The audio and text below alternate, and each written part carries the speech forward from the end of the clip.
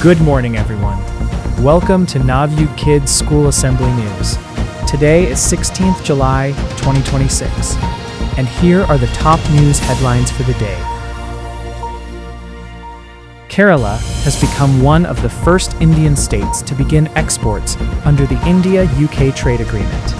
This important step is expected to create new international market opportunities and boost economic growth.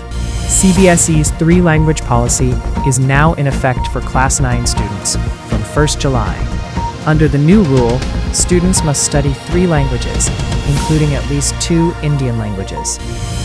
India's National Security Advisor, Ajit Doval, is hosting the 5th BIMSTEC National Security Advisors meeting in New Delhi. The meeting aims to strengthen cooperation among member countries on regional security matters.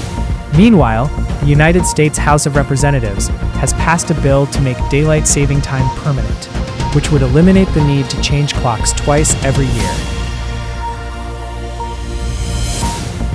The Karnataka government recently held a stakeholder consultation meeting to gather public feedback on the proposed Apartment Ownership and Management Bill 2025.